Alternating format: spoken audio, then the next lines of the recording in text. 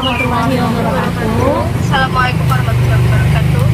Kami dari kelompok 1 ingin melakukan wawancara Bersama dengan Khalid, hai, dan Ibu Mita.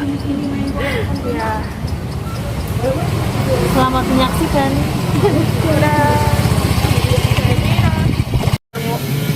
Di sini kami sudah bersama Ibu Vita dan Khalid. kami akan melakukan wawancara. Sebelumnya boleh tanya usia Khalid usianya sekarang 10 tahun. Jadi 10 tahun. Terus kelasnya kan tadi Kelas 3 SD. sekolahnya itu Khalid di mana ya Bu? Di SDLB Santirama. Satirama. Itu di daerah di Cipete, Jakarta Selatan. Fatmawati. Kalau boleh tahu Khalid ini mendapatkan hambatan tunarungu itu mulai sejak kapan Bu? Aku sih tahunnya dari pas usia hampir 2 tahun, baru pas di SSR sampai kita tahu hasilnya itu waktu dia usia hampir 2 tahun, kurang lebih 1 tahun 8 bulan lah. Itu di rumah sakit itu baru ketahuan kalau dia menderita kurang pendengaran. Itu Ibu mengetahui Khalid untuk dibawa ke rumah sakit itu karena Ibu melihat gejala-gejala itu seperti apa Bu? Emang dari lahir itu ragu ya dokternya apa di rumah sakit pendidikan tuh saya nggak punya pikiran ke situ, nggak ada cerita ke situ, nggak. Selama lahir dia sehat biasa aja, terus emang banyak yang bilang nanti dia balik lagi tes motorik kalau usianya udah 1 tahun 1,5 lah, itu kan udah kelihatan dia ini. Nah pas 1 tahun 8 bulan balik lagi ke dari kemuliaan tes motorik, alhamdulillah sih bagus motoriknya. Ternyata pas di tes pendengaran masih kurang yakin, dokter rumah sakit itu di kemuliaan dirujuk lah di rumah sakit itu. Dari situ kita biasa ketemu dulu sama dokternya, terus baru disuruh tes ASSRD lagi kurang, terus itu baru ketahuan kalau ini memang kurang pendengaran kelas berat, jadi desibelnya tuh 110 per 100, jadi sangat berat. Tapi itu ya, tapi sekarang sih udah kemarin udah mulai 9 desibel. Alhamdulillah. Kemarin di sekolah ini, alhamdulillah. Makanya kadang tidak percaya karena dokter dulu bilangnya dia tuh nggak bisa dengar suara duduk, suara pesawat lewat tuh dia nggak dengar gitu. Jadi dia harus durasi yang dekat, jarak dekat. Tapi kenyataannya memang Allah ini ya semuanya, tidak Allah yang atur semuanya. Jadi dia tuh kalau dengar suara pesawat juga dia dengar, duduk juga dia dengar gitu. Jadi ya udah kan biasa dokter kadang suka nggak benar gitu. Jadi saya percaya sama Allah aja. Berarti sekarang ini kategori ketunarungan itunya Khalid itu maksudnya udah sedang ya Bu ya? Iya, iya, alhamdulillah. Jadi kita kalau kata dia emang harusnya kan pakai alat ya. Anaknya kan suka nggak betah atau nggak ngaku, ya mungkin malu juga kali kalau dia dengan sama temannya kan kadang suka namanya anak normal kan suka kepo ya gitu. Jadi dia malu, rasa udah berasa malu, jadi nggak mau pakai kalau dia mau. Jadi pakai alatnya tuh pada saat sekolah aja. Nah nggak pakai alat tuh dia suka bilang emang ada suara, ada kecil, ada ini kecil. Kenapa mama pakai alat? Gitu. Sebenarnya kalau dia mau rajin mau aja, kita paksain juga nggak bisa ya, karena kan dia ngerasain jadi ya udah cara nyaman aja gitu. Karena kita mau nyebut kedengaran itu kalau Ibu enaknya gimana kita nyebutnya? Kalau biasanya kalau anak tuli ini tunarungu, mereka tuh komunikasi udah lebih senang dibilang tuli. Kalau justru kalau kita yang orang awam kan kita lebih bagus bahasanya tunarungu ya. Tapi karena anak-anak ini malah lebih senang dibilang tuli. Itu kan sebelumnya kan dokter mendiagnosis itu dia memiliki ketulian yang berat ya Bu ya. Terus semakin besar jadinya berubah gitu Mbak. Yang sudah itu ibu anak bantu hal itu biar makin dewasa itu mengurangi kategori dari ketuliannya itu gimana Bu? Misalkan ya ibu membantu memberikan terapi apa gitu. Dulu tuh memang Alif ikut terapi bicara ya di rumah sakit ada, cuman memang kurang efektif dan juga di sananya juga yang ngajarin kadang ada kadang enggak gitu, jadinya ya udahlah putusin dia bersekolah. Nah kita kan sama itu nyari sekolah, anak saya juga telat juga sih di Sakirama harusnya. Jadi saya tahunya sekolah di Santirama itu nanti kalau usianya 4 tahun, saat itu kan dia baru 3 tahun. Nah jadi saya masukin dia sekolah ngaji gitu ya, sekolah ngaji aja. Nah udah pas sudah 4 tahun baru masuk ke Santirama. Alhamdulillah dari situ udah nggak apa ngomongnya tuh nggak kan biasanya dia kan kalau mau komunikasi gitu ya menurutku sampai keras banget kan, atau nggak kalau misalnya kita nggak tahu bahasa dia kan kadang kita teriak terus ngambek kalau kita nggak ngerti. Nah pas ke sekolah ini alhamdulillah sih bisa komunikasi, bisa ngomong walaupun nggak jelas ya. Saat itu nggak jelas sih tahu itu semenjak sekolah alhamdulillah sekarang udah ada temannya mau gitu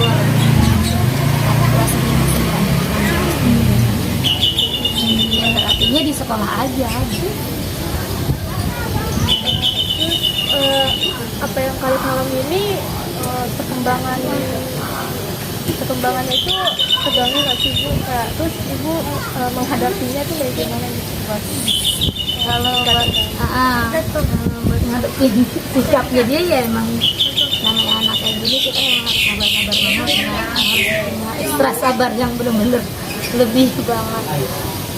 Jadi ya pokoknya perkembangannya sesuai dengan usianya aja. Kalau kita tetap harus lihat kadang anak ini kan masih nggak ngerti ya. Kalau anak bermain sama anak-anak yang normal itu kan mungkin maksud anaknya ini bercanda, tapi dia juga maksudnya dia mungkin bercanda tapi emang bercanda dia agak keras. Iya beda. Jadi maksudnya bercanda dia tuh kalau misalnya mungkin dipukul sama temannya maksudnya bercanda gitu kan temannya. Nah dia juga maksudnya bercanda cuman keras. Jadi kesannya anak ini kok keras sih gitu kok maksudnya kok gitu, jadi kesannya kayak berantem gitu. Padahal maksudnya bercanda, maksud dia juga bercanda gitu. Jadi paling kalau dakunya melihat anak ini bermain begitu, paling dakunya maaf ya maksudnya Alif bercanda, kalau dakunya dengan anak lain, jadi nggak salah Alif gitu. Dan Alif itu juga dengan anak kan suka banyak yang ngebully ya, yang daku suka ingat jangan bully Alifnya gitu. Alhamdulillah teman-temannya ngerti.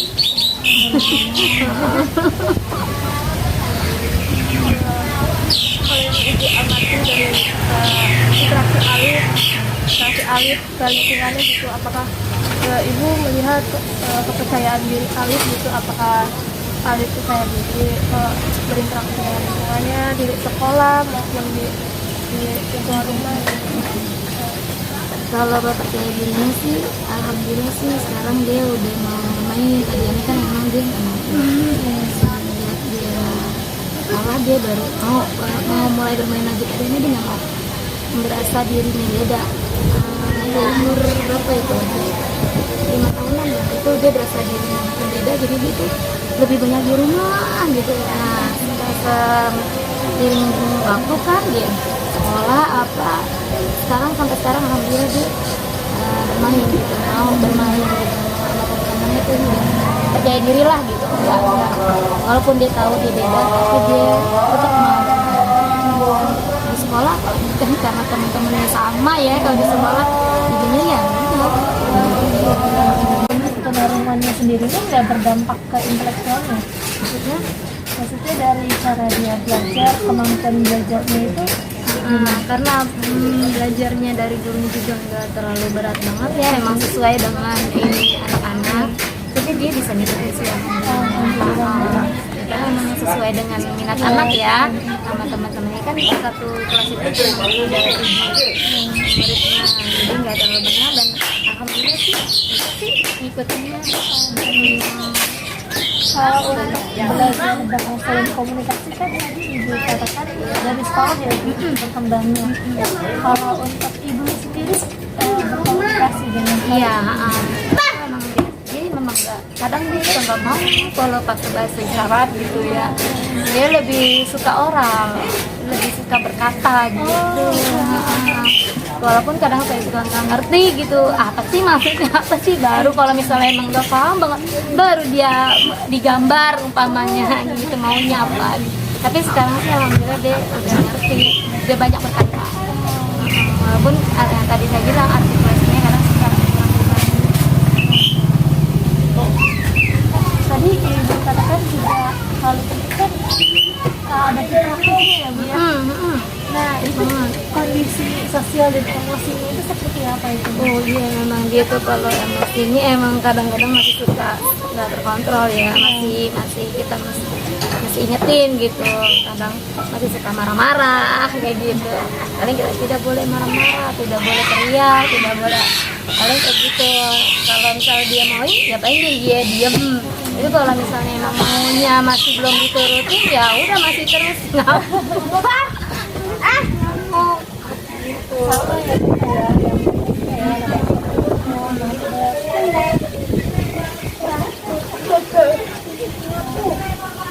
dan sebetulnya kan di sekolah suka Alat abu itu kan tipis ketika di sekolah saja berarti kalau di rumah enggak ya memang itu dia tadinya malu atau bagaimana ya nggak ngerti, dia pokoknya tidak mau ya. Kalau dipaksa nanti kamu bisa mendengar, bisa tahu mama berkata apa, tahu sedikit gitu. Kalau kayak gitu tahu sedikit, emang ada suara ada sedikit gitu. Suka kayak gitu ngeyel ya udah deh kita nggak usah maksain ya, soalnya kan yang nyaman dia kenapa papanya gitu ya. Nanti kalau misalnya dia udah besar juga makin tahu fungsinya apa. Tapi suka kalau lagi ngaji suka pakai sekolah ngaji untuk selain bicaranya suka menggunakan oral itu untuk bahasa isyarat biasanya kalau ini menggunakannya saat kapan nih? kalau lagi sekolah. Jadi kalau di rumah jarang pakai, paling mamanya kadang apa sih maksudnya apa gitu. Paling kalau misalnya dari jauh manggil kan nggak bisa, ikut jauh kan. Paling kalau pas di rumah pakai mamanya oh dia baru ngerti kayak gitu.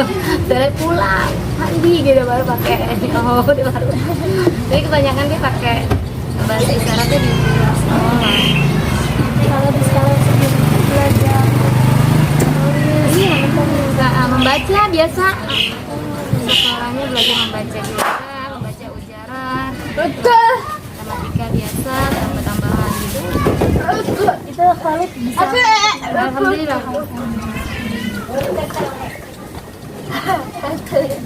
iya sepertinya sudah selesai waktunya. Diminum dulu, Mak. Iya. Ya baik Ibu, saya lanjut lagi ya Bu. Sebelumnya kan Ibu mengatakan bahwa Khalid ini sekolah di SLBD. SDLB, Sakti Rama. Luar biasa. Itu yang khusus untuk teman-teman tuli. Iya, khusus untuk Kalau yang ibu tahu sistem pembelajaran di sekolahnya itu seperti apa? Ya itu kalau belajarnya itu percakapan dari hati, jadi nggak ada materi khusus dari gurunya ya. Jadi setiap harinya itu sesuai dengan minat anak. Percakapan yang keluar dari anak, umpamanya memang anak ini minatnya misalnya ada temennya yang membawa mainan atau apa, nah dilihat dari temennya ini minat dia nih sama umpamanya bola, seneng nggak sama bola, nah jadi dari bola itu ini mau berkata apa, apa ini bola warnanya apa, atau bola ini gimana bermainnya, atau jadi dia dikembangin dari kata bola ini dikembangin sesuai dengan minat dari anak ini, percakapan dari hati namanya. Jadi nggak ada materi khusus. Maksudnya ada pelajaran PKN, ada di PKN tapi dari kata dari bola ini bagaimana bisa masuk ke pelajaran PKN, bagaimana bisa masuk ke pelajaran matematikanya, tapi dari kata bola. Jadi dari dasar juga mengenali lingkungan. Iya betul. Pelajarannya sih kayak gitu di sekolah.